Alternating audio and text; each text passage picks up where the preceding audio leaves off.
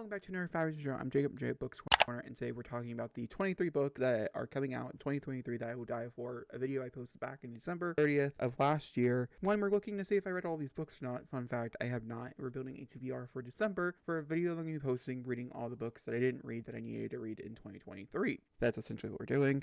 So let's go ahead and get on started. I've read 175 books, and you best believe I didn't read all 23 of these. I'm going to be jumping around to just the Jacob with the book, so we can talk about the book, if I read the book or not, check it off the list, that type of thing. There will not be chapter times down below. This is what we're calling a reaction. It's not really one, but it's fine.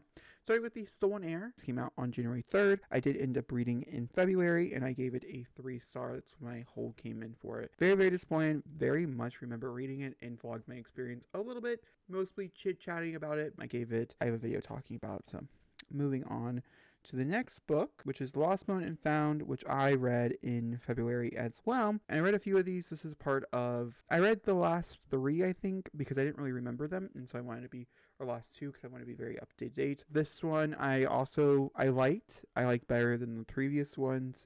It was a 4. I don't know how many more of these I'm going to be reading, but I still enjoyed it, even if I don't know exactly where we're headed. Hellbent, I read in May, and I gave it a 5. This is one of the best books I've read all year. I will link the video of me talking about it and gushing about it. Highly recommend. Could not recommend enough. Truly could not recommend enough. It's so good. Chain of Thorns, I also read in May.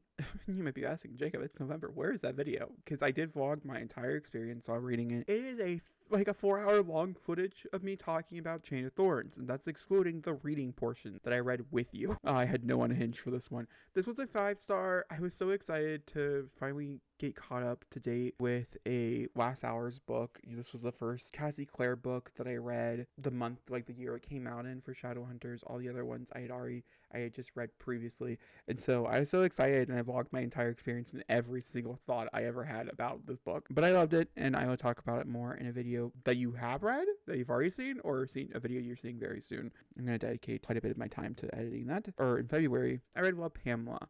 Love, Pamela is a Pamela Anderson. She released a movie on YouTube, or not on YouTube, on Netflix, but I also read the book. It was beautiful. I wouldn't recommend it to everybody, but I'd recommend it to most people. Then I read my next favorite book of the month, or the year, which is Don't Fear the Reaper. Please go give this video some love. Not a lot of people watch this video, and that made me really sad because I just love the book so much. It is a 5-star. I do think it's better if you read the first one first, by going in from My Heart is Chainsaw into Don't Fear the Reaper, only because I find some of the beginning elements to be a bit confusing with some of the characters because there is no backtrack, which is fine. But once I got back into the story, into the world, it was perfect. It's one of the best slashers I've ever read in my life. Oh God, Stephen Grave Jones, you've taken over my life. Now, from this point forward, I think we're about to get a little loppy on the amount that I've read. So the first book on this list for this video will be The Writing Retreat. Now, The Writing Retreat, I'm actually planning on doing Let's Solve a Murder together, so I'll probably briefly talk about it in that video. This one I've not read yet, so I'm excited to read it. Still very, very excited. Don't know why I've never clicked on it. Broken Perfect Lies. This is actually a great place for me to talk about this this book. The cover is out. At this point, the cover was not out. I'm like halfway through. I just haven't had time to sit down to like vlog my experience for it, and so I think this will probably be one of the first books we read for that video because I'm so excited to finish it. It's so good, but I just haven't had time. So yeah, I definitely say Broken Perfect Lies. Brothers and Sisters Enter the Forest. I actually had no idea what this book was about when I put it on here. I had heard it was gay. I did not read it. I've not read it. I had heard it was gay, which was cool. I had not gotten to it. I will have to say, I am so very excited to read it, but I'm nervous. I'm going to be in the right headspace, and I think I'm just going to have to bite the bullet and just read it, even if I'm not in the right headspace, which does kind of suck, but it's not, like, horrible. And then we have The Witch and the Vampire by Francesca Flores. It's very beautiful. I know. It'll be on the list. It'll be on that list. Moving on to the next one. We have A House with Good Bones by T. Kingfisher. I definitely think this one has a high possibility of being a good one. But yeah, it's also on that list for sure. We have Corinne by Jade Song, which I read. I loved. Well, I want to say it was a 4.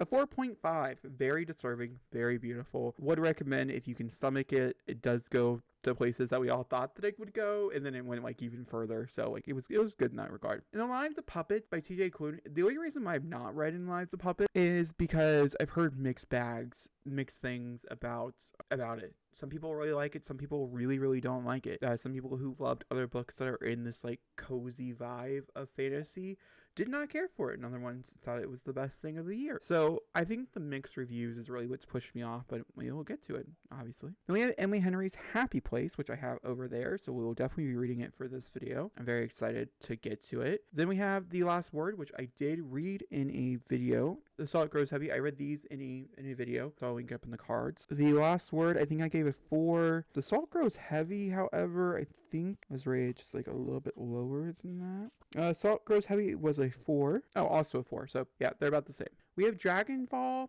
I just haven't been able to find a copy of it, to be honest with you. It's been on my list. A lot of people I know, a lot have been recommended. A lot of people are recommending it in like support of like authors that are not problematic as other authors, like a certain book that you guys all need to read that I've not read yet because of the author. I think you guys can figure it out. So yeah, so I definitely am excited and definitely on that list. So then we have Yellowface. I did read Yellowface. It is supposedly going to be coming out a video when I read Babel.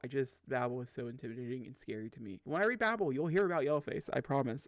I gave it a 4. Yellowface was really hard to talk about, though, to be fair. I didn't really know how to articulate the words I had for it, but I did talk about it. I have a whole section of a vlog for you. Moving on to Page Boy. Page Boy was actually a book that I didn't think I was going to get to this year. I've had several opportunities to read Page Boy, and because of I'm so curious about it, but I don't know, I feel like it's going to be like another hard read, which is sad because it's someone's life, to prioritize other memoirs instead. We have A Twisted Love Story by Samantha Downing. I did read this. I just read this past month, or this month that we're in. I read it at the very beginning of November for a 5-star prediction video that'll be coming out for you guys in December. I gave it a 2. One of the worst Samantha Downings I've ever read in my life.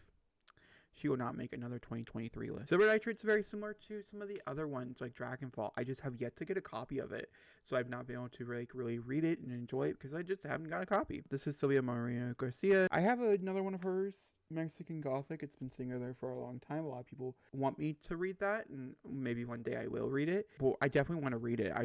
Once again, I will have to try to get that copy. Immortal Longings by Chloe Gong is another one that I'm really interested in reading, and the fact that it didn't get nominated made me like a little bit nervous from the Goodreads choice, but also like I think a lot of people didn't agree with that choice, that it should have got nominated. So I'm really looking forward to it. I've heard nothing but good things from people that I like really trust. Then we have Family Lore, which I think is the last one on this list. It sure is, because I only had books up until August to pick from. Now we have books in October and November. It's fine. Those books just won't be added. Family Lore is a very interesting one. I was going to read it for this, the 5-star prediction with the Twisted Up story, but because I hate that book so much and I don't have good hope for Family Lore, I'm just going to be honest with you. I've heard nothing but very mixed things about this book. Let me know if you guys have read it in the comments down below, and maybe I could be wrong. That being said, with Family Lore, I've actually changed it to a book that just came out that I'm more excited about, hoping to give that episode a better outcome, hopefully. So I'll definitely be reading Family Lore for this. That being said, let me quickly go ahead and jump over to a different area where we can talk. Hi, I'm going to give you guys an outro. This is a weird way to do an outro, but it's fine. I'm just sitting here and editing, and I didn't like the way the outro was done. Essentially, there was 11 books on this TBR.